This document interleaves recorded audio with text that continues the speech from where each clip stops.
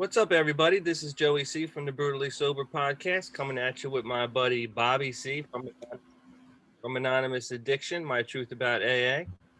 And today we're going to be talking about some crazy anti-establishment stuff when it comes to Alcoholics Anonymous. And Bobby C. is going to be talking to us about a lot of stuff that we never heard before when we go to an AA meeting. We don't know the actual history of it. We don't know the whole pyramid scheme that goes on and stuff like that. Listen, I've been doing my homework. I've been sober for 2 years. Okay, I'm pretty much like an Alcoholics Anonymous historian. All right, I don't want to brag, but hey, I know my stuff. Okay, Bobby C. So let's just let me just. I want to see what Bobby C. can tell us about what's going on with AA that we might not know. I don't think he's gonna teach me anything I don't know because, like I said, I'm a little bit of a history buff when it comes to AA. All right. I'm going to be asking Bobby C a lot of questions. I really don't think he knows what the hell he's talking about, but I'm going to give him a chance. And let's introduce Bobby C from Anonymous Addiction. What's going on, Bobby C? Hey, Joey C from over there on the East Coast. Yeah, this is Bobby C over here at the Huntington Beach, West Coast. So yeah, me and Joey get together every Saturday. This is our thing. This is how we kind of uncover, recover, and discover some truths about ourselves, society, AA, the world, the universe. This thing is like beyond recovery, really. We're going to be going beyond recovery when we talk about this stuff. And this may not be for you. This information, you might say, I don't really give a shit, Bobby. And that's okay, because what the podcast is really about is for people like coming, like your court order to rehab, and your parents are going to send you here. Go subscribe to the Alcoholics Anonymous Deprogramming podcast. Check us out, and you'll get some information before you go in. Before you get sent to the rehab, you'll have this information so you can kind of like decipher the bullshit from, what you really want to do, and you'll find out that eventually you're going to make your own program anyhow. So you'll have some information. If you're already in Alcoholics Anonymous, great, stay in, but check some things out. Maybe you're new and you want to be interested in a little more information, so you don't get kind of programmed into the program. And your consciousness doesn't expand, and you don't get other information. That's great for you. And people that are ready to leave, we're going to talk about other resources, other alternatives. So check us out. And people that already left, come on in and join us and kind of share some of your experiences. So we talk about a lot of things on this podcast. And today we're going to kind of just get into, we kind of coined it connecting the dots and follow the money. And, that's not a new thing. You've heard that before. And, when they talk about going down the rabbit hole a little deeper, I'm going to get into like where the words came from, like alcoholism. Who in the hell coined these words? Disease. Who created a disease concept? We're going to be talking about that stuff. We're going to later on, we'll post some words or names on the bottom of the podcast, so you can look them up yourself if you're interested. It doesn't matter, but you're going to do your own research anyhow. Like Joey said, check things out for yourself, because what Bobby thinks and Bobby's reality may not be your reality. Joey's right. I could be full of shit. So check it out yourself. All I do, I know there's a couple things I do know. I definitely don't have a disease. I know it 100%. It's my body. I know I don't have a disease. Today, I don't call myself alcoholic. I don't like the labels, So I know two things that I don't do. I don't call myself diseased, powerless, or alcoholic today. I don't use labels. And that's what my anonymous addiction, as Bobby C sees it, private group is all about on Facebook. Doing away with labels, actually doing away with the addiction model and the disease model, doing away with that, and kind of getting into like learning different things about ourselves, society, uh, recovering from those things more. I'm not recovering from addiction, alcohol addiction anymore, drug addiction anymore. I don't use alcohol or drugs today. And we're going to be getting into other things too about moderation, about the Sinclair method, about harm reduction, about different types of modalities used out there. And you know, Joey and I are actually creating our own program. So we're in this new phase where you could go to every one of them and get a little piece, but eventually all you're doing is creating your own program. So we're gonna actually demonstrate that as we talk and as these shows progress. We're going to show you that it's what you're actually doing is just you're just creating your own program and doing your own thing. Uh, Maybe I better get back to you, Joey, because I took too much time spinning off of that. I'll get back to you and get me back on track here. Well, I want to talk about the history of AA, and I want to talk about how it all started and what is were the founders of AA, did they have good intentions to begin with? Did they get swayed by money? Did they get sidetracked by money, and then that came the main focus? What was the founders of AA's um, drive to push this disease concept? From what I read, they had they were really trying to get the whole country on board to acknowledge that alcoholism was a disease. They're trying to convince doctors and everyone else by this big like marketing production. Why was that so important to the founders of AA to have everyone on board to call alcoholism a disease, or even just have everyone be familiar with the word, the new term alcoholism?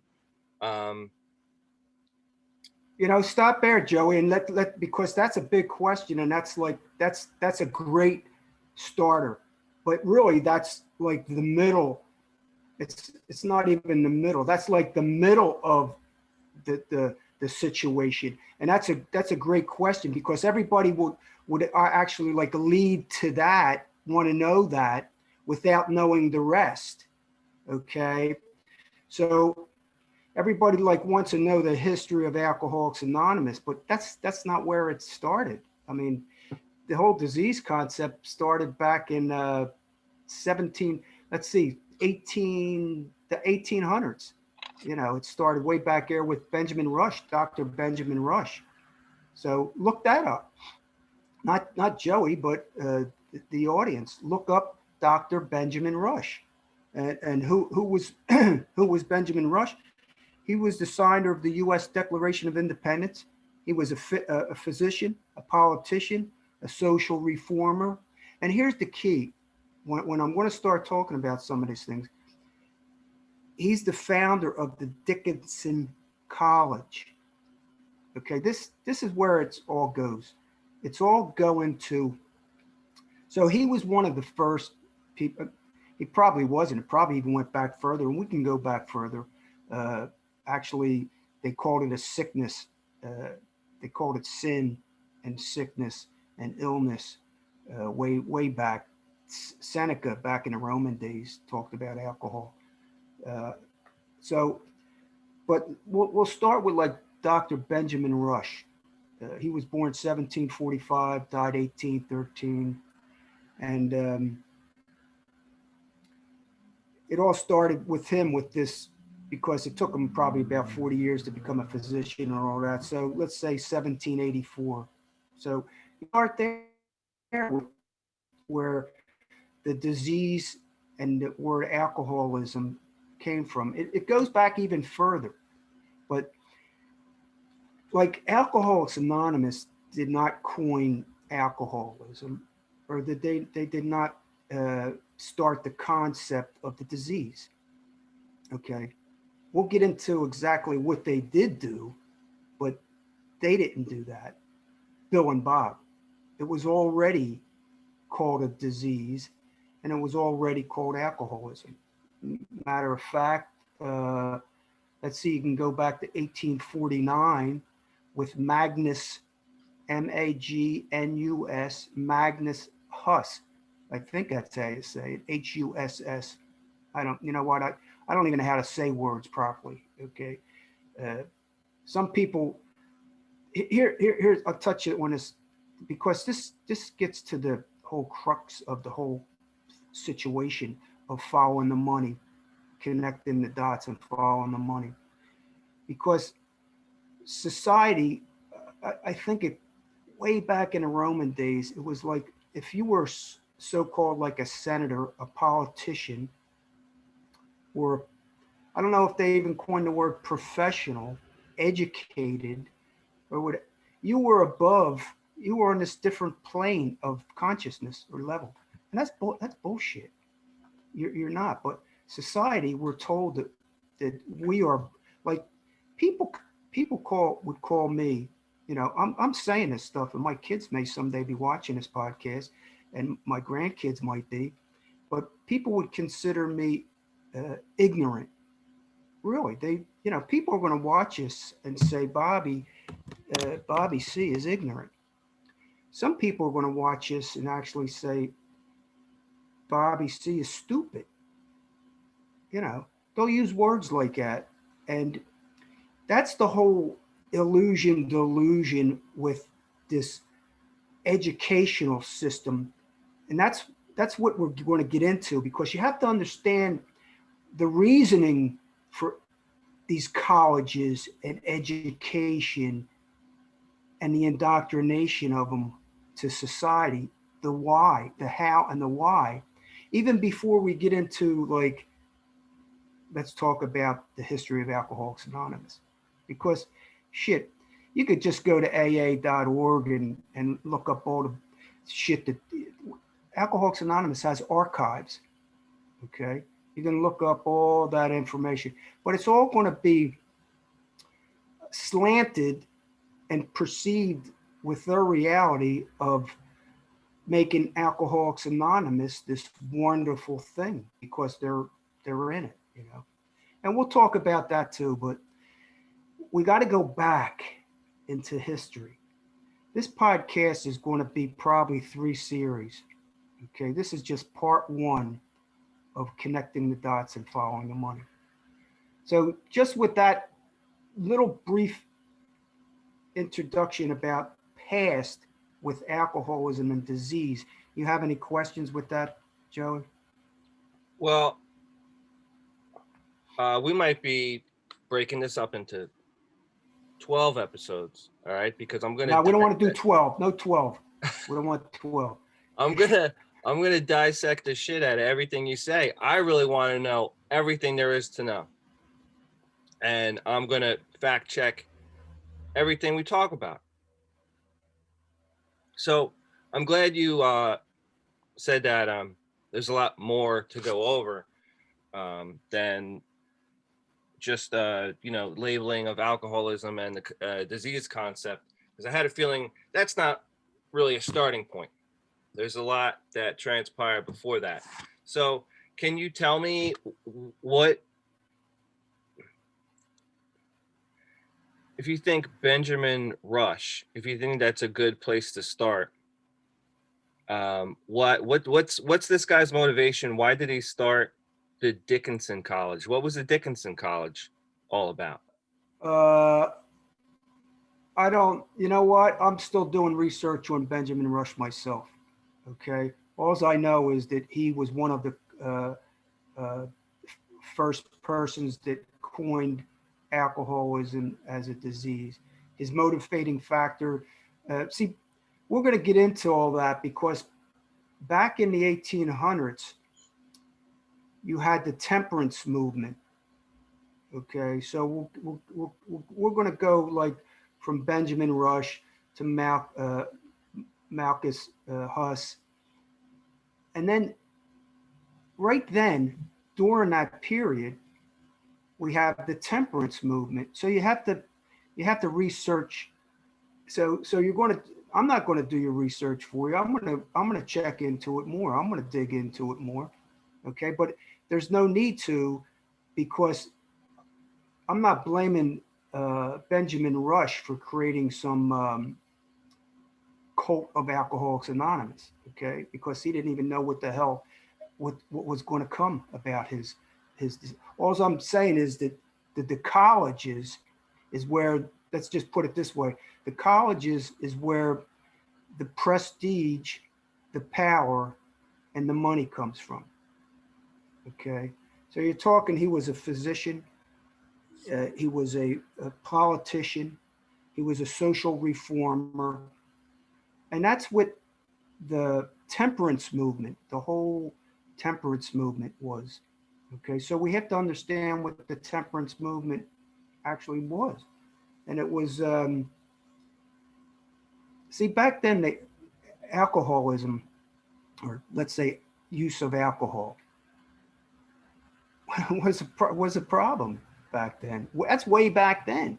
It was a big problem. And most of the temperance movement, but not all of the temperance movement, was a religious, came out of the religion, religions, out of the churches, but not all from the churches, okay? Because the women were behind the temperance movements because, first of all, they found out that drinking a lot of alcohol, they were the men were spending their monies because most alcohol, let's use the word alcohol because the point alcoholic were drunkards that were sinning, and they weren't paying their bills. They were treating their kids bad, treating their wives bad, same as today. But today is like millions of times worse.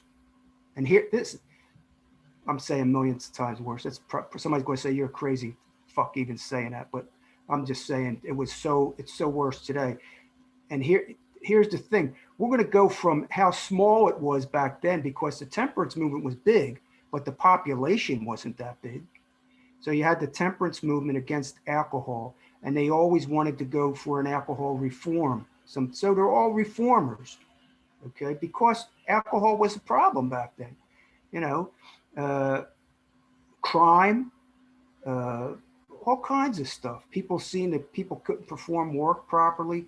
So so you got to understand the temperance movement. Now, I'm not going to tell everybody about the temperance movement because I'm doing my research and I keep on looking it up. But it brought about, the temperance movement brought about the prohibition.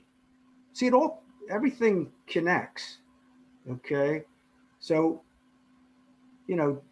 Rush, Magnus Huss, temperance movement, prohibition. Even it's called the Second Great Awakening. Was 1820 to 1830.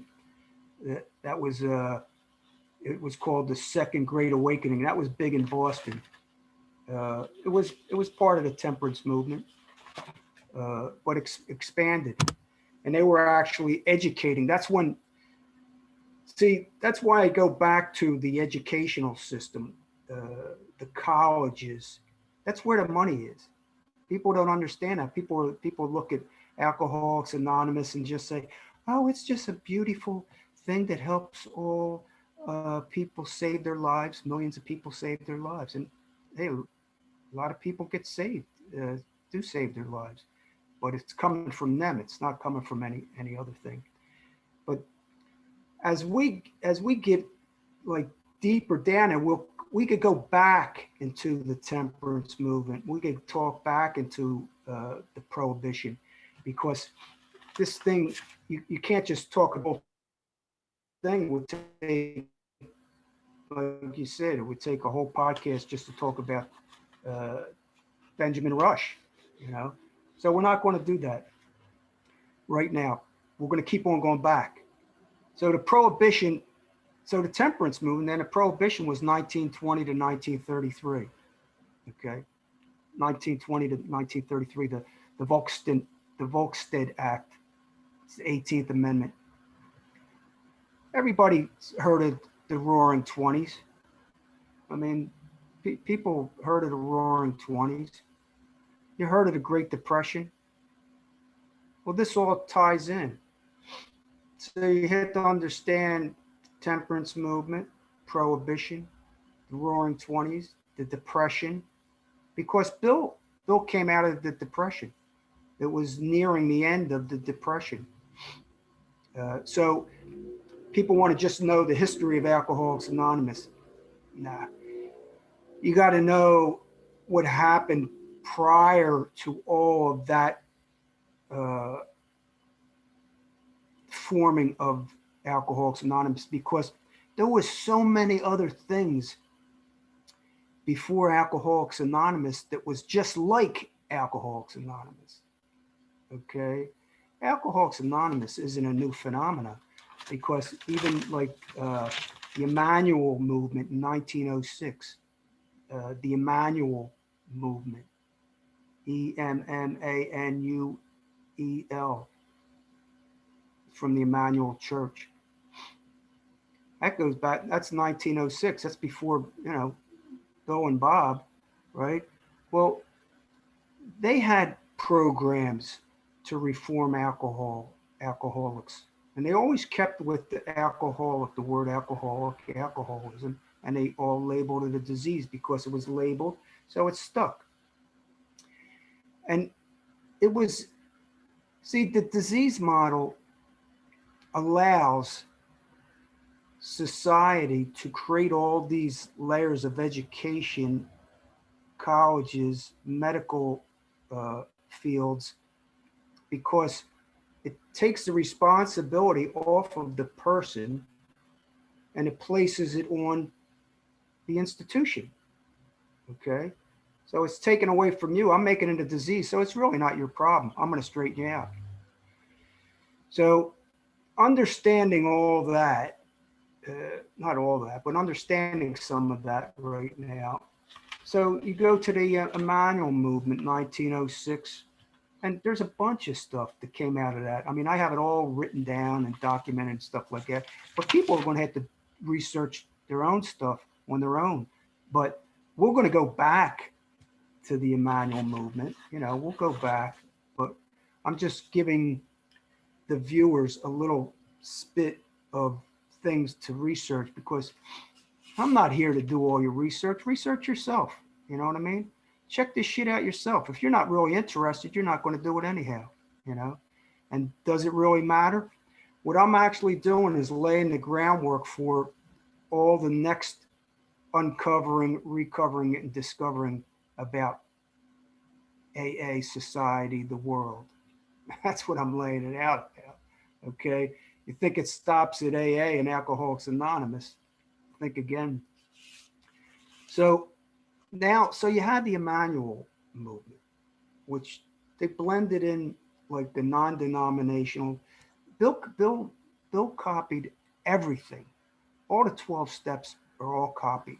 He says that the first step was kind of from Dr. Silkworth and him and Bob, and a couple other people kind of.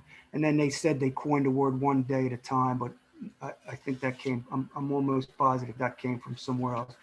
But so go to 1921 now, Oxford Group.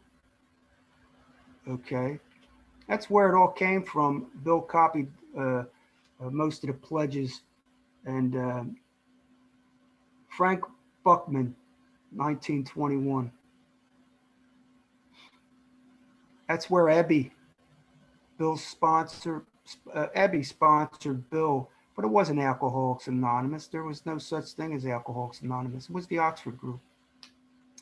Bill, Bob, uh, they, Ebby, they all went to the Oxford group. I mean, Lois even went in the beginning. You know, Oxford group. Let's see, in 1930s.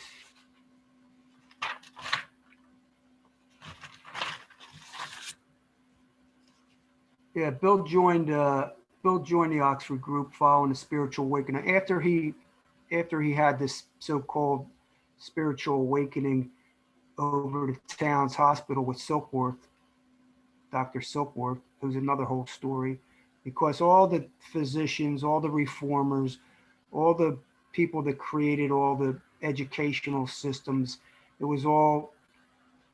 I mean, a lot of good came out of it, but it's the motivation, it's the power, prestige, and the money that came out of it, because it could have been kept so simple, because it's as simple as me and Joe talking and wanting something which we have a desire to maintain, or stay sober or get sober. I mean, I'm not doing this to maintain my sobriety. That's for sure. I'm not doing it for that. I don't need to do this to maintain my sobriety from drinking or drugging today. I do not need it. Um, but it's as easy in the beginning as two people meeting, and that's goes way back before Bill and Bob, because it was passed on to Bill that this is a great way to do it. Okay, so Bill didn't make this up. One alcohol meeting another alcohol. He didn't coin that, make that up. So it's as easy, as simple as one person having a desire and another person wanting to help, and we could do it together. But this thing got so complex and so prestige with money and power and control. The money, people say, where does the money come from? Where's it good? How do they make it? They make it with all education. Why was the AMA created? American Medical Association. These are questions that has to be asked. Uh, when did the AMA originate? American Medical Association. I mean, 1847. Okay. Uh, Before the modern medicine came out, before modern medicine, most medical schools, they talked about they talked about holistic practices, chiropractic, naturopathic, herbs, uh, different types of vitamins and stuff like that. That's where Rockefeller comes in at. Okay, that's about the time in 1901. Rockefeller, the old man, not the same. When I talk about the Rockefeller with who helped design, not helped, Bill and Bob, if you think they designed a pyramid, uh, Rockefeller's associates created and designed the whole pyramid structure of Alcoholics Anonymous. I believe that 100%. And we're going to get into all the aspects of that and why and how I believe that. But I'll stop right there for a couple minutes. Maybe you have some questions, Joe. I want to go back just a moment regarding the temperance movement. Now, the temperance movement, they weren't a bunch of alcoholics trying to get sober, right? They were a bunch of people that saw that alcoholism was a problem before they maybe even did they even coin the term alcoholism at that point yet? Were they a bunch of people that said, look, there's a bunch of drunks around here, I don't know what the hell to do with them, all our guys are getting drunk, it's not a good thing? Was it just an abstinence driven movement by people that did not have a problem with alcohol. Is that what that was?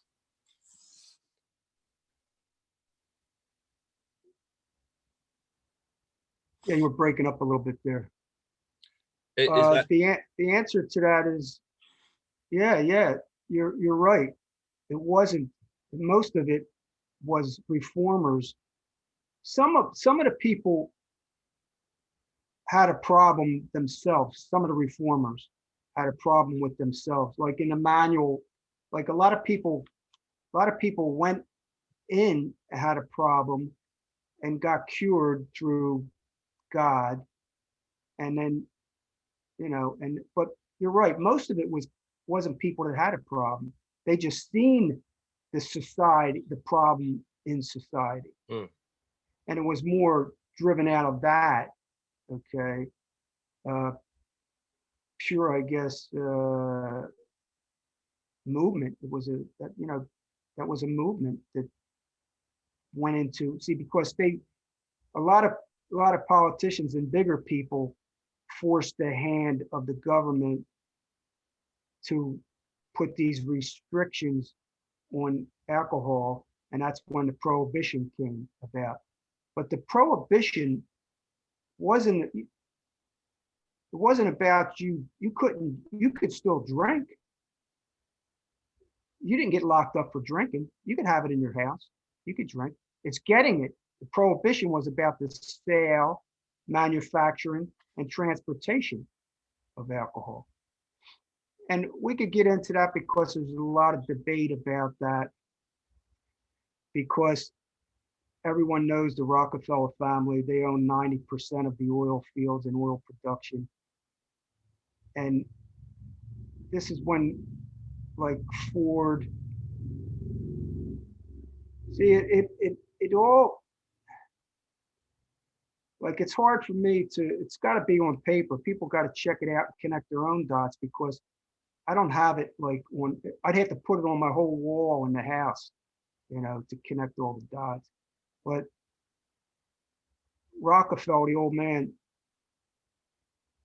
ethanol, if anybody knows what ethanol comes from, it's a distillation. It's a distillation of alcohol. Okay. And Ford, back then, they could run engines on ethanol. But hell, Rockefeller didn't like that shit, because he's pumping oil.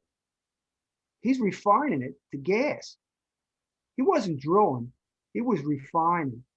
Okay. Ethanol was a deterrent. It was like, screw this. I'm for prohibition. Yeah. And he was for the temperance movement way back then. I'm for prohibition, because I got to block this shit, man, somehow, because it's going to interfere.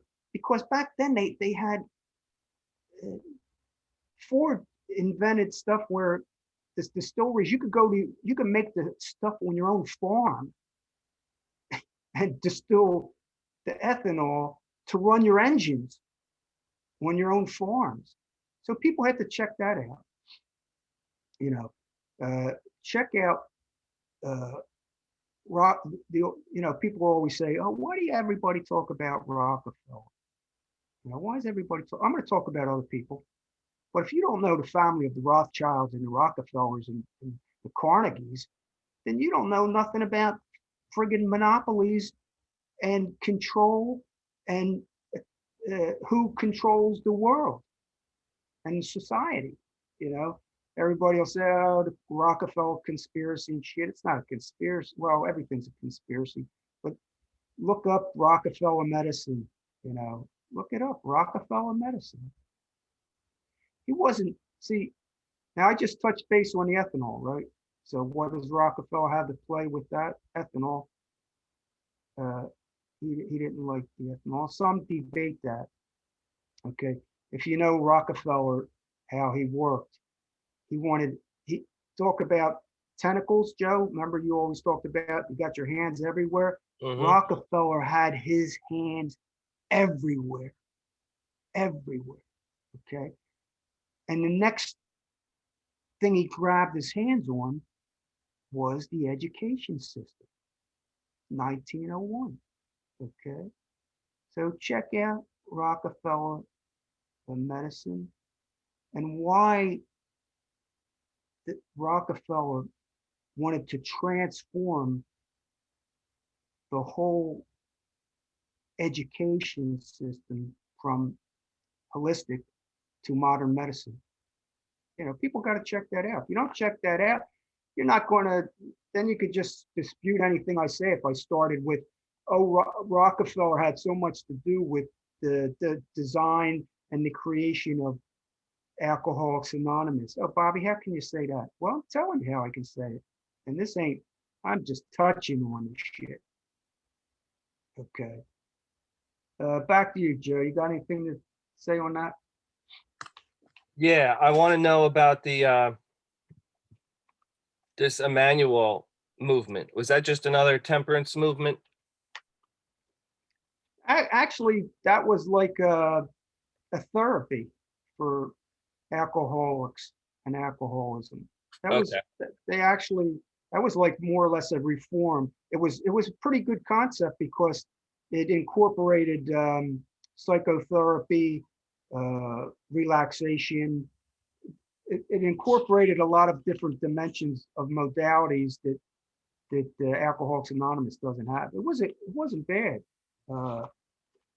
And let's see, there's a couple people that came out of that, and actually one of the Emmanuel movement was a psychologically based approach to religious healing introduced in 1906 as an outreach of the Emmanuel Church in Boston, Massachusetts.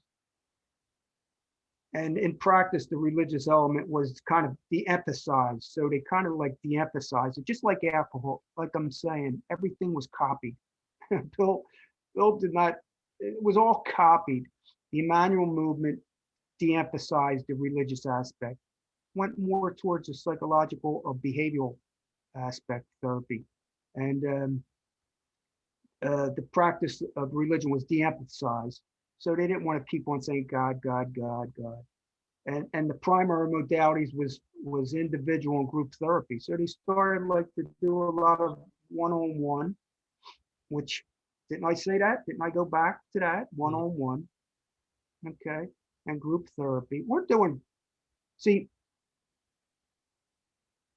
this thing, when I'm talking about money, power, prestige, I'm talking about layers and layers and layers and layers of governmental agencies with the AMA, how the AMA controls all these layers.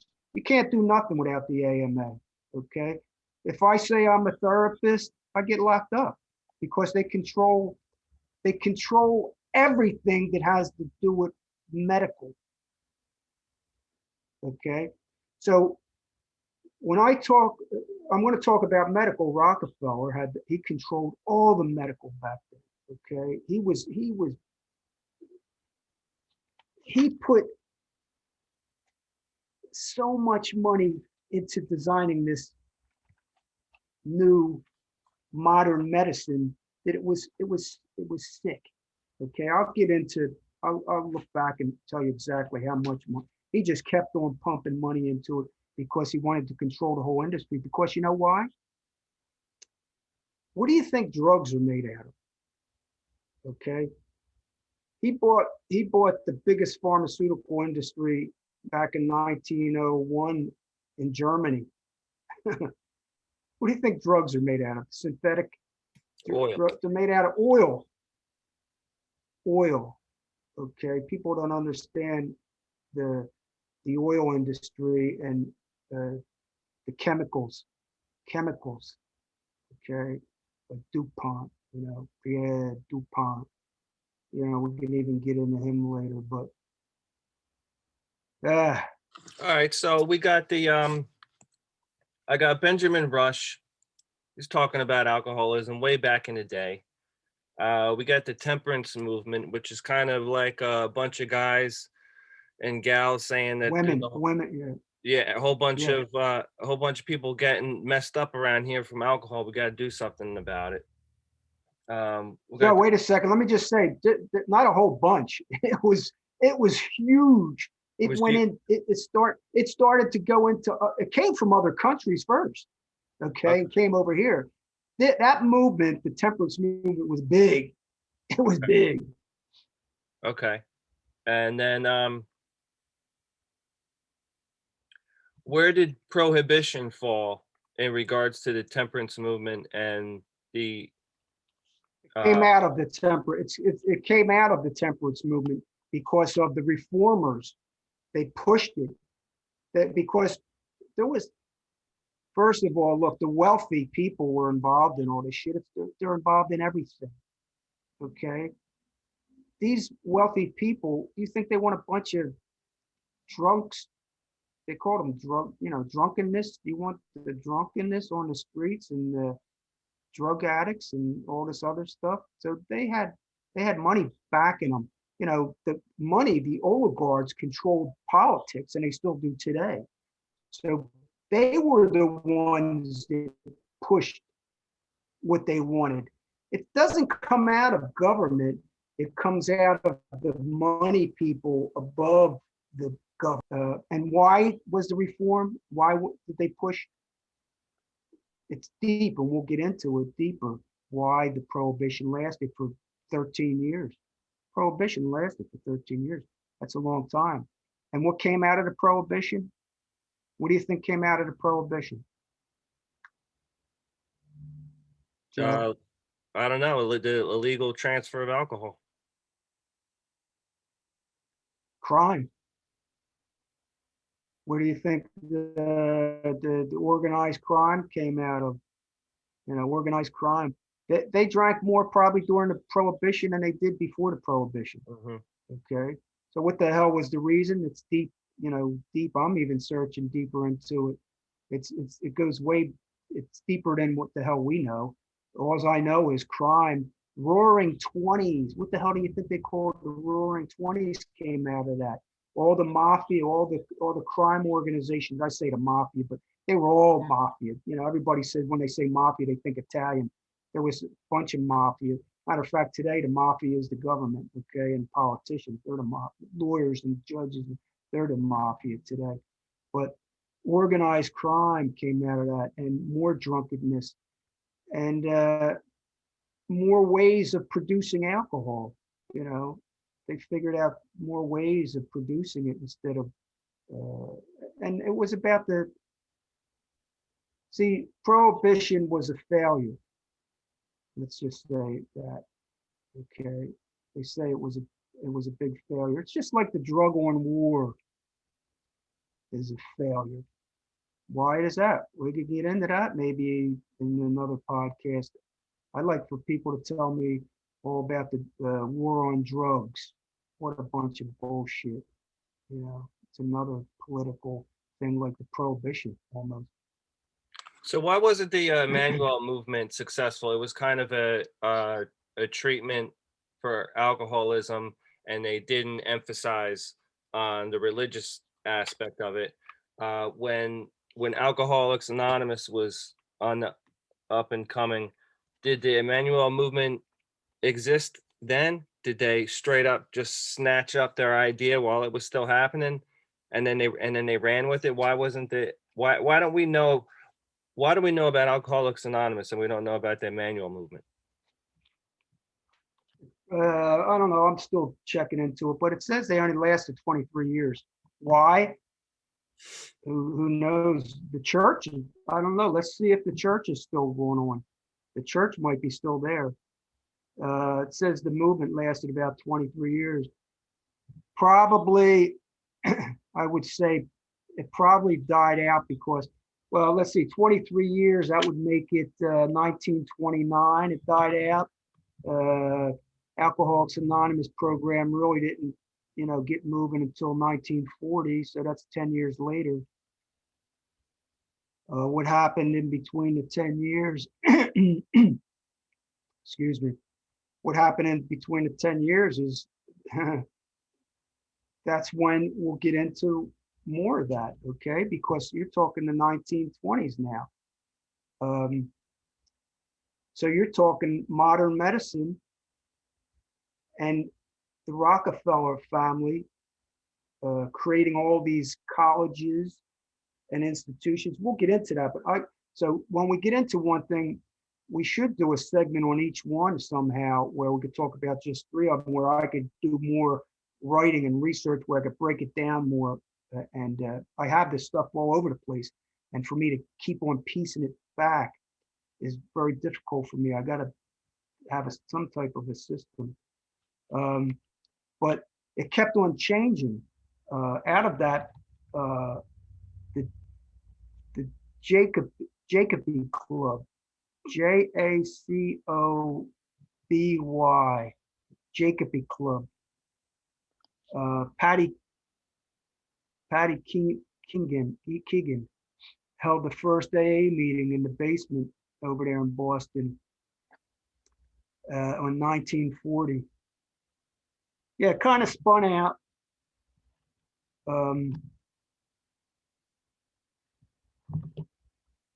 1912, 2/3. They had a good success rate too. Out of that, Peabody came. There's kind of a bunch of therapeutic models that came out of that, and they spin off and they create new therapeutic models, and they push books. Then they write the books. Then they have the therapy.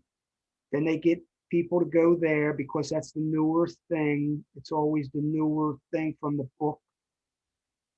And it's always the newer thing from the school and the college or education.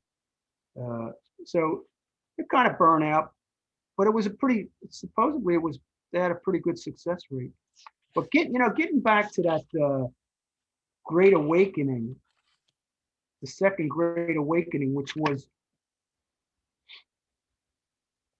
that was a big movement. It was called the American Temperance Society for the Prohibition of Temperance. In 1826 in Boston, the movement was actually, they took a pledge, and we could get back to that and show you how Matt Talbot plays a part in this pledge, because they send alcoholics to Matt Talbot's a Catholic retreat. It's big. Matt Talbot retreat's big, and everybody in AA knows about it that's Catholic and religious. They all go to the retreat, and they all recruit other people to go to the retreat and get a coin. I have a coin, Matt Talbot retreat coin. And they give you the coin for life, and the whole thing is to canonize Matt Talbot and make him a saint. He's like at the next level to the sainthood. And so this whole thing, all these programs are based, the true nature base is religion. Okay. Religion flows through them all. Okay. So February 13th, 1828 in Boston, within 12 years, that had 8,000 groups. That's a lot of groups. They had 8,000 groups and over 1.25 million members, and taking the Temperance pledge. So that was just from the American Temperance, and it spread through the country. And then, like I said, books. Lehman Beecher wrote a book called The 6 Sermons of Intemperance. It was all about books, but it was all about the educators. It was all about parishioners, priests, ministers, reverends. They were all entwined with it. And that's why Matt Talbot, we had a priest, like I mentioned before, even back when I went in 37 years ago, the priest took his collar off and he seen where the movement was coming. I went to this priest, like a year, two after a year and a half, 2 years, and did some of my step work with him, did my 4th and 5th with him. And after he after he took his collar off, he started one of the big movements, uh, ACOA, CODA, started all his private groups, went and got his uh, degrees so he could start programs, program. It's all spin-offs. It's all spin-offs, but the AMA controls most of the money because everything is regulated. It's all controlled, regulated, licensed. Nothing comes out of the AMA. Said 1847, Nathan Smith Davis kind of started the AMA. And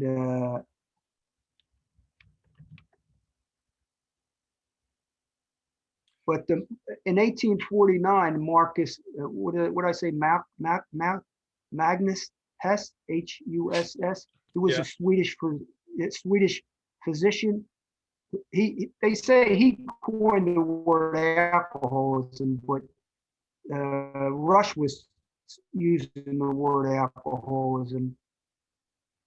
But all this stuff is documented, so who knows? He wrote a big chronicle. It was called Alcoholismus, Alcoholismus Chronicus, Alcoholismus Chronicus. He wrote this piece about alcoholism and the chronic use of alcohol, which they called alcoholism. But yeah, some of these movements were they were good, and I think that they were religious and all, but I don't see that big of a deal as far as the big deal that I see is all the big players that are behind it, okay, and why and how. I don't know. So we're up to like 1901, where Rockefeller takes over the modern medicine. Let's stop there, and we could kind of what are we getting near a half an hour? We could stop there and go deeper into the rabbit hole with that, but I'd have to really start to categorize it because I have it all over the place in these pages. So I had to categorize it. So we could do that next week deeper. But I'll just start the sequence a little further now. I'll just go down the line a little bit more with so you're talking the modern medicine. So how does that play into today? Shit, we could keep on going, but let's see. So we got the 1920s, prohibition lasted 13 years. You had the Depression. The Depression went from, what the hell year did the Depression go from? Depression lasted into 1930s. And Bill and Bob came out of the Depression. Bob was working in the hospital. He was a physician. He was a drunken physician, but he was a physician. And Ebby came out of the Oxford group. I'm just going to go briefly because you can find all this shit on AA.org.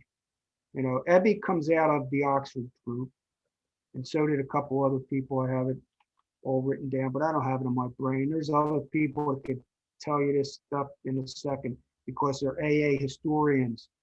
I'm not an AA historian. I'm a person that does research outside of the AA structure to know why the pyramid was created. That's what I'm all about. So Ebby comes out. He meets Bill. Ebby sponsors Bill.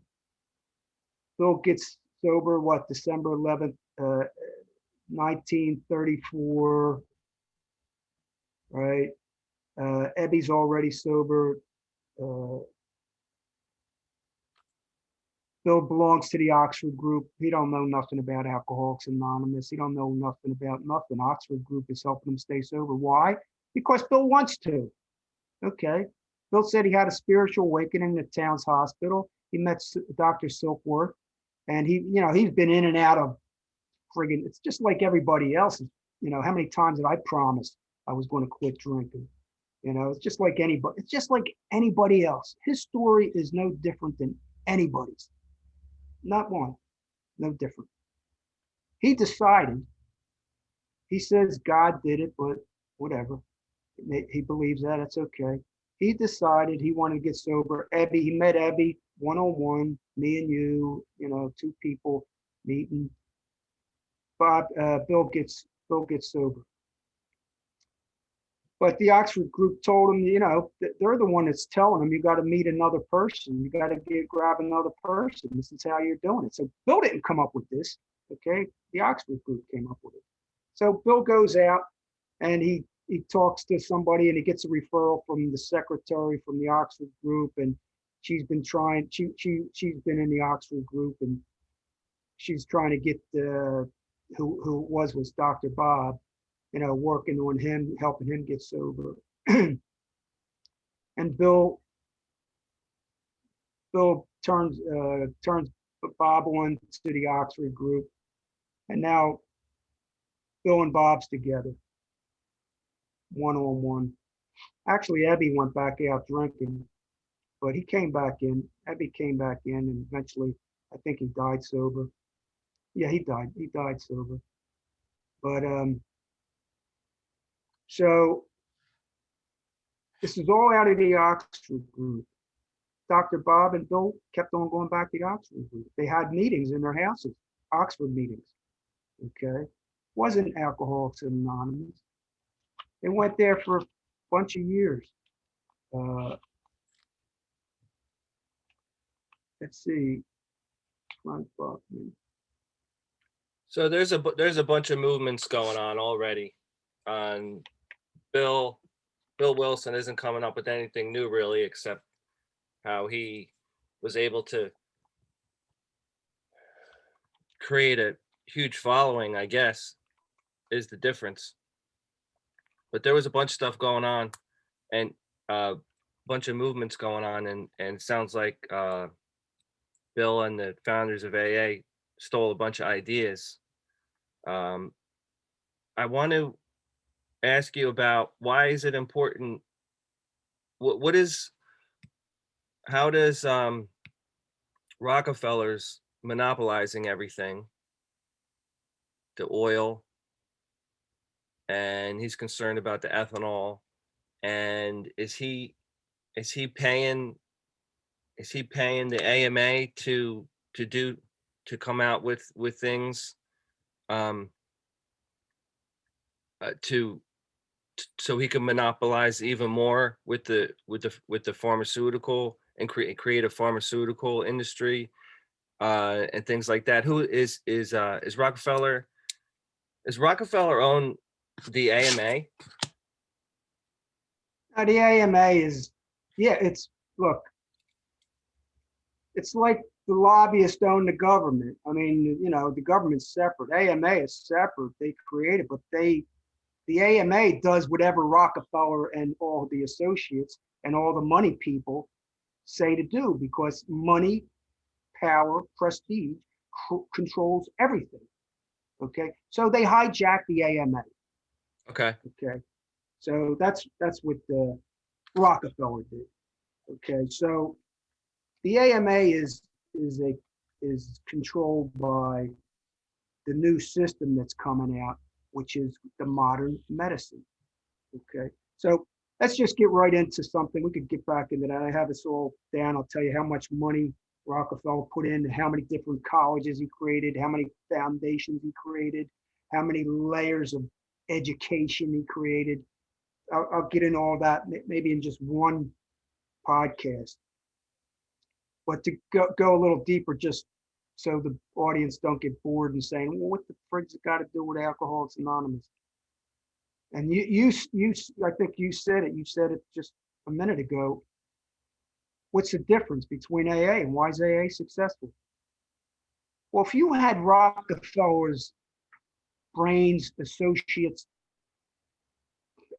and power behind you, you would be successful too. Okay.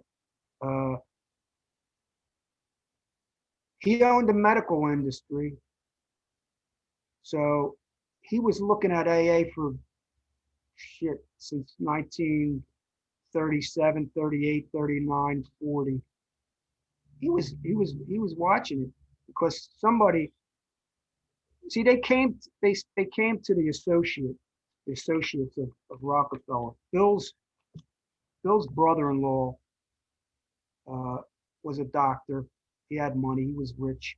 He knew one of the associates from Rockefeller, and he connected him with Frank Amos, who Frank Amos was the.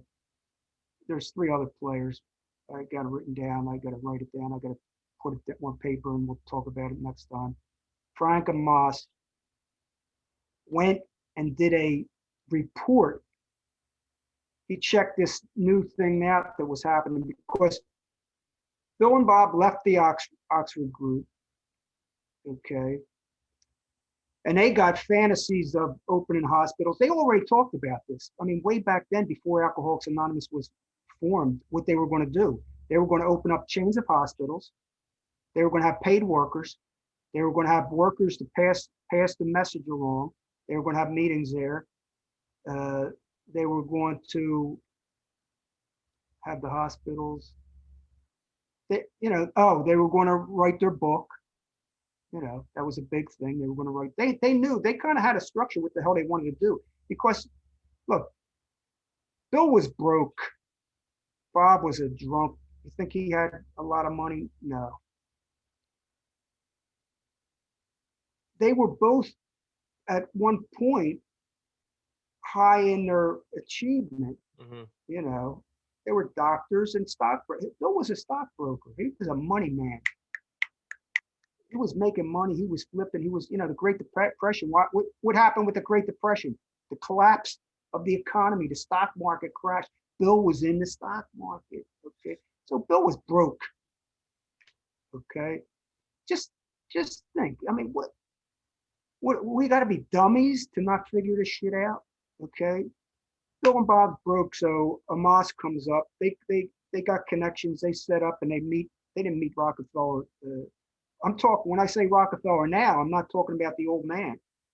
Okay, I'm talking about John D. Rockefeller Jr. Okay, so John D. Rockefeller Jr. seen all this stuff. He looked at this. His family's still in the medical, all the hospitals, colleges, all the different things. So he sees, let's get the disease, alcoholism. Let's put this into it. Oxford group actually codified a lot of the steps. So before the book was even written, Rockefeller had his hand in it.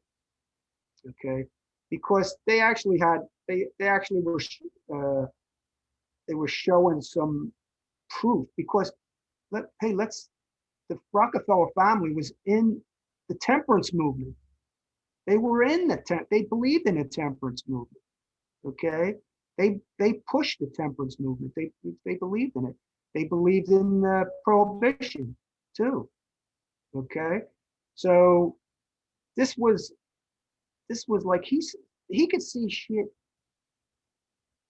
They're geniuses. He could see stuff, the structural stuff, way before. He looks at things different than Bill and Bob's looking at it. Bill and Bob's looking at it making money, but Rockefeller probably told them, or Amos and the other associates probably say, look, Bill, this shit's going to be bigger than you think. We're going to take it over, but you're going to make a lot of money. You're going to make royalties on the books. You're going to have power, prestige, and you're going to have a lot of money. You and Lois and Bob will be taken care of. Don't worry about it. Okay. And they did take care of him. In the beginning, they made it like they They didn't do anything for them there. They paid their houses off. Uh, they gave them like $1,000 a week, a month, or whatever. They paid them until they got this thing moving a little bit better. And Amos did a report. There was 40 members, and it wasn't anonymous. The report wasn't anonymous. Matter of fact, you can look it up. The Frank Amos report from Alcoholics Anonymous, and they have the names of the people, last full and last names, how much sobriety they had, how long they were drunkards, and a couple other statistics. And that was attractive enough for uh, Amos to go back to Rockefeller and say, you know what, they got some shit going on here. Let's get into it. Why would they want to get into something like this? Well, the pyramid, the top of the pyramid, there's only trustees. I don't know how, I'll tell you how many in the next podcast, but back then there was like 6 of them. There was like 5 of them. 3 of them were non-alcoholic, and they were all the rich. Moss was one of them. So Moss was one of the top trustees on the pyramid, right from Rockefeller Foundation, right from the Rockefeller Foundation. And he got to be one of the trustees with 2 other pretty wealthy people. And that's how it still is today. From Alcoholics Anonymous? Yeah, today is still, the trustees are at the top of the pyramid, non-alcoholic, alcoholic, but they're all money, they're all big. The alcoholics, they put them in as a face, but the non-alcoholics really control the foundation. And Alcoholics Anonymous is a 2 corporation. It's the World Service Inc., made up of 2 corporations, and the Grapevine is the other corporation. The World Service Corporation, I would label that as the members, to get the dollars from the members. They get the direct volunteers. That's the whole pyramid structure. The Grapevine is the distribution of every pamphlet. There's thousands and thousands. You ever go into an intergroup building, go into an intergroup and see all the literature that's sold? Hundreds and hundreds and hundreds. The money is made with the donations, the volunteer, and all the literature. The Grapevine is the distribution center of the propaganda indoctrination machine. Okay, so it's 2 corporations in one. And why would Rockefeller be involved with this? Because out of the AMA, I don't know, it's 1/4 after, we're getting into 45 minutes. We're gonna stop at about probably 5 minutes. We should stop so we can regroup. Why would Rockefeller get involved in this? Because first of all, he sees a temperance movement, which is abstinence movement, which he's into. He didn't give a shit about alcohol. He didn't drink. I don't think he drank, really. He cared about power, prestige, and money. That's all he cared about. The whole Rockefeller is just about money. So he's seen that there's going to be layers and layers. It's nonstop. The alcohol recovery industry is a multi-billion, it could be $1 trillion industry. There's so much money in the addiction recovery industry. Okay. So he wanted to monopolize that whole industry, and everything is approved and comes out of his pyramid of medical, the modern medical industry, which then is the psychiatric. That's where they really capitalized on the money. What came out of that? Retreats, rehabs, halfway houses, sober houses, court systems, the war on drugs, doctors sending you? Where do they send you? The treatment centers. How many treatment centers? That's when the Betty Ford Center started. That's when this center started. I'll get into all the different aspects of that. Um, why do you think Narcotics Anonymous came about? Cocaine Anonymous, all under the 12-step umbrella. Uh, every piece of education. You can't go teach somebody, man, although let us do it in Alcoholics Anonymous, but don't dare call yourself a therapist because you need to go in and you got to pay money. You know, you get alcoholics that got 6 months sober, they're going to become a counselor. How long does that take? You get layers, cost you this, regulations, rules, structure. Who gets the money? Where's the money go? Cha-ching, cha-ching. Where's the money go? All the way to the education system. It's all about the education system. It's about the professional, medicalizing everything, diseasing everything. It's endless. I'll get into, I have it all written down. I don't even know where in the hell I have it right now. How Marty Mann, Jerenick, the next episode we'll talk about Brinkley Smithers. Talk about the money he poured into, the money that he poured into the education, the colleges, and the medicalization of alcoholism. College after training. Where did Marty Mann play a part in there? Marty Mann, what'd she come in? 1938, 39. Marty Mann, 1940. Same time Rockefeller came in. Marty Mann and Jernick met. Jernick was a scientist. Brinkley was the money guy. Okay, he was the big, powerful money guy. Put millions and millions and millions and millions of dollars into all these colleges for all these layers of education and committees. Like I said, I don't have them in front of me, but we'll get into that. We'll get into more about Rockefeller Foundation. We'll get into more about Marty Mann, Jernick, where Jernick come in. Where did Brinkley Smithers come in? And Smithers' father, Christopher, founder of IBM, the founder of IBM. Try to find him. Try to look him up, Christopher. I got it all here. Next week we'll talk more about these players and about the. So, what does that tie into Alcoholics Anonymous? It's like a distribution center. Okay, you come in, you go out. You come in, you go out. You come around. Everybody that goes to AA is either going to a therapist, and then we'll talk about the pharmaceutical industry, why the psychiatric industry. Tell me they don't put people in medicine, drugs, and then we could talk about it. It's never ending, we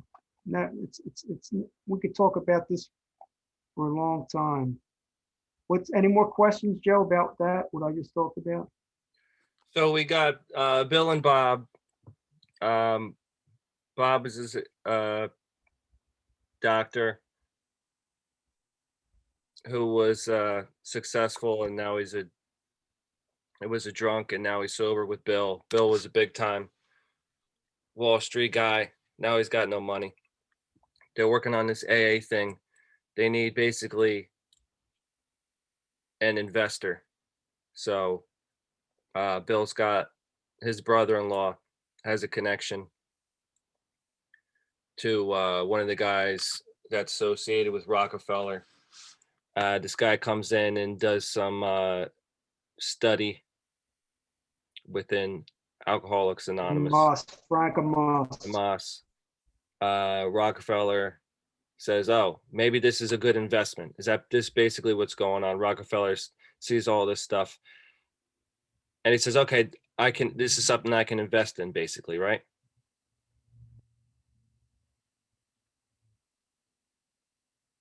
I'd say yes. It's more like he didn't pump in all the money because Rockefeller ain't a dummy. He knew that this whole thing was going to be a volunteer system from the pyramid, and all the pyramid at the bottom was going to be members and volunteers. He didn't need to put that much money into it. He looked at it. He looked at it outside the triangle. He looked at it outside the box. So people said, "Oh, he didn't invest that money," and he bailed Bill and Bob out. He bought. I'll get into where he bought all the other shares out because Bill made a stupid move with another member, and he stole the book idea off of the other member, and he had to sell. Rockefeller had to come in and buy all the shares back off of all the people. Mm. Well, it's all documented. It's not no secret, but we'll get into that too. Um, but yeah, Dr. Leonard Strong, and then you had William Richardson, uh, and then you had Leroy Chapman, and then Frank Amos. These are all players, and then they came in about like in the 38, 39. They were keeping their eye on it. Marty Mann came in like 39, 40. She had a brief relapse, but here Marty Mann, we'll get into what part she played in it. Rockefeller he didn't care what she was creating. He cared about the big picture. Um, Bill Wilson, Bill W. sponsored Marty Mann. That was Marty's sponsor, Bill Wilson. That wasn't. They had no connection. Right? There was no connection there. We'll get into Marty Mann and what part she played into it. But well, we might as well, we can go, we could talk about it a little more, but I think we should stop there and get my shit together because the brother-in-law was, Bill's brother-in-law was Dr. Leonard W. Strong. And then he turned, Leonard called up William Richardson, who he knew. He knew he was involved with Rockefeller. And then Amos came in, and then Leroy Chapman came in. So these players, and later became a longtime trustee of AA. These guys became a trustee. And then Rockefeller helped them. Don't you think he helped them set up a foundation? You don't think he helped them set up a nonprofit, the organization? That once you look at this organization, they say it's not organized. Alcoholics Anonymous is not organized. God, 12 steps, 12 traditions. Wait till you get into and see the 12 concepts. The 12 concepts, of the pyramid. It's crazy. But just to touch base on R. Brinkley Smithers. Here's some of the names that they created. They created the National Institute for Alcoholism. See all these institutes, they were like, there's big money in all of it, but Rockefeller didn't care about that. He cared about controlling the licensing, the regulations, all that other crap. NCADD, Dependency, Alcohol Counseling, Alcoholism and Drugs. She started and helped with the Smithers money. Now you got the Smithers money coming into it. And that's when he got involved with all these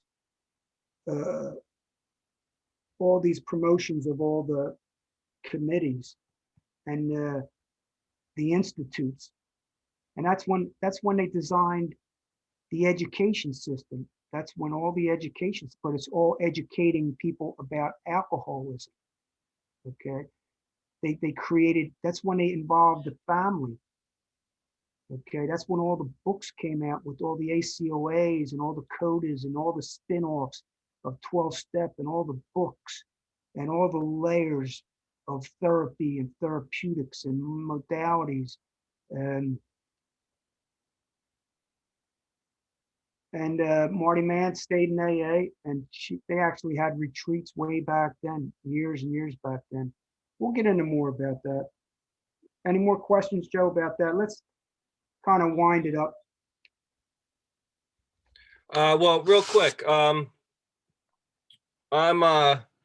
I'm Joey Scroller. I'm just going through YouTube right now. I stumble across the Alcoholics Anonymous Addiction podcast, and I hear two guys talking about all this stuff. And I'm a guy who goes to AA. It's helped me out a lot. I've been there for years. I always put money in the basket. I love everyone in AA, and I love everything about AA. And you're telling me about how Dr. Bob and Bill got Rockefeller involved, and now everyone's making all this money because it's a pyramid scheme. Well, I think that Bill and Bob have very good intentions, and they needed money to do the things that they wanted to do to help people. So they helped people, and the collateral damage was what? Just people. They made money off it. So what if people made money off it? They're also helping people. What does Alcoholics Anonymous Deprogramming podcast have to say about that? Well, if you want to stay in, if you want to believe the alcoholism is a disease, you want to stay in and keep on going to meetings. This is about you leaving the meetings and searching. Not you don't have to leave the meetings. It's just this is about going deeper into recovery of yourself, the world, and the universe. So if you want to just stay in and you're fine exactly where you're at, there's no big deal with that. Stay there. Me personally, I think it's an enslavement. I don't think it's freedom. When you give your will, life, and care over to a society, I think that's enslavement. I don't think that's healthy. I don't think that's a very healthy way to live. So this podcast is helping people to expand their knowledge, okay, to learn some more things.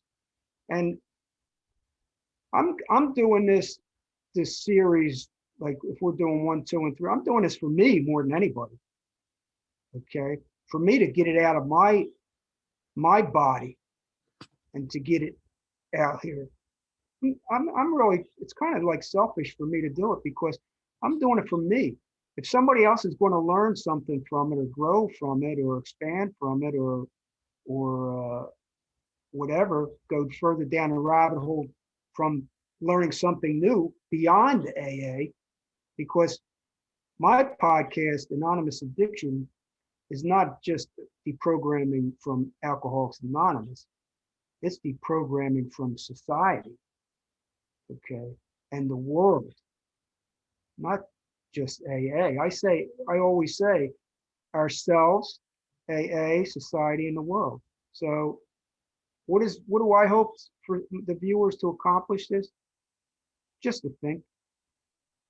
Question. Are you going to leave here? If you listen to this whole thing, critical thinking is able to hold a thought and kind of listen to it. If you're not a critical thinker and you're not really open, because Alcoholics Anonymous is honest, how it works, honest, open, and willing. Well, if you're not truly honest and really open, not because Alcoholics Anonymous, you're not going to be open in Alcoholics Anonymous. Okay, that's a bullshit. That's part of Carnegie's thing, and it's all indoctrination. It's all parroting. It's all brainwashing to get you not to go out of the triangle. If you want to stay there, fine. I didn't want to stay there. I was a hypocrite being in there. I was trying to help people inside the rooms, and I wasn't crazy, but I said things very, in a way to help people think. So if I can help somebody think, even if they think Bobby's an asshole, I ain't going to listen to him. I don't give a shit. But I want people to start thinking critically, where they can listen and maintain other information without using their defense mechanisms that cut the people off so quickly where they cannot listen to any other information. I hope you think a little, just a little, maybe one little piece. Think, question, observe, and become aware.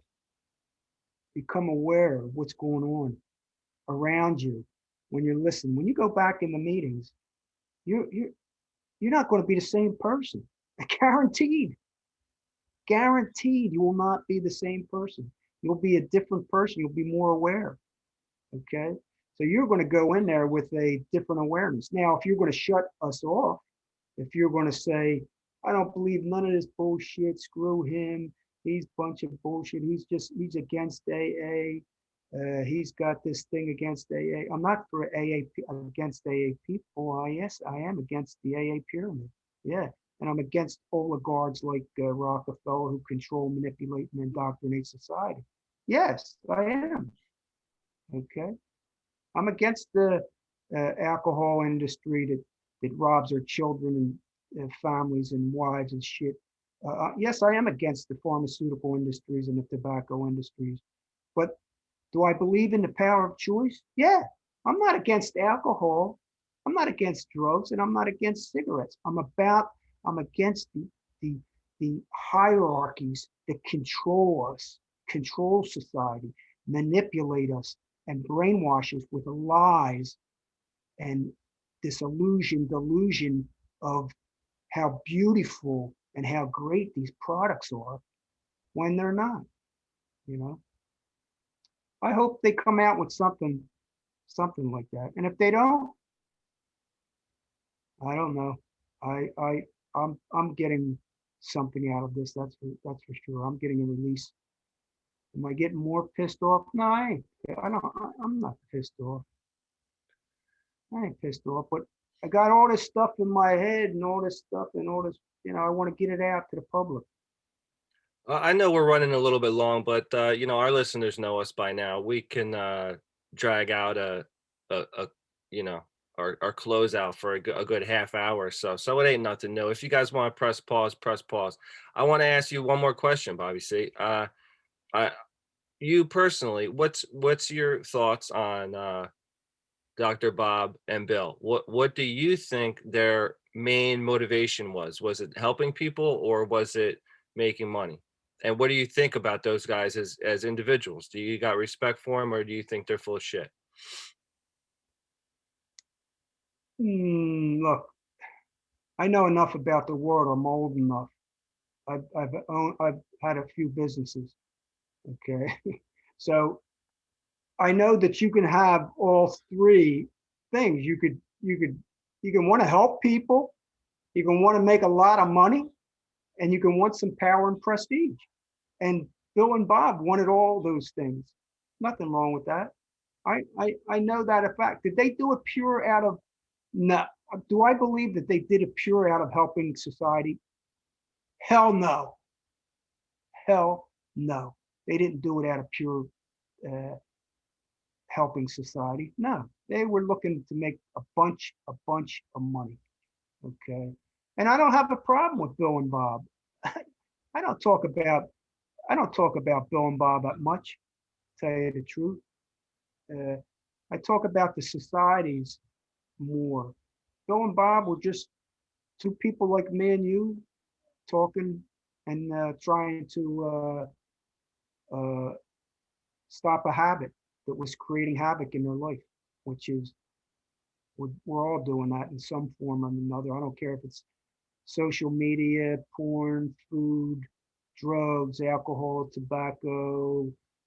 I don't care if it's relationships. I don't care what the frig it is, using your cell phone, anger. I don't care what habit is not beneficial to you. So we need to try to create or change this habit into a more healthier process for our body, mind, and spirit. What the hell was I just talking about? Well, I think we'll leave it at that. What was the question? What did you even ask me? Did you ask me a question? What the hell? I can't even. I can't even remember. Oh, it was about Bob and Bill. Hey, it's about Bob and Bill. Bob and Bill. Look, they were human beings. The Right. freak. How can I judge them? He was, look, he loved the women. He loved the smoke. He loved the popularity. He loved the prestige. He liked Mm. the money. You know, he, he made a bunch of money. He wrote books and shit. He's not the one I'm against. I ain't against Bob and Bill. You know, I'll tell you what. The other societies we're going to talk about how the secular AA and my friends over there in AA Beyond Belief.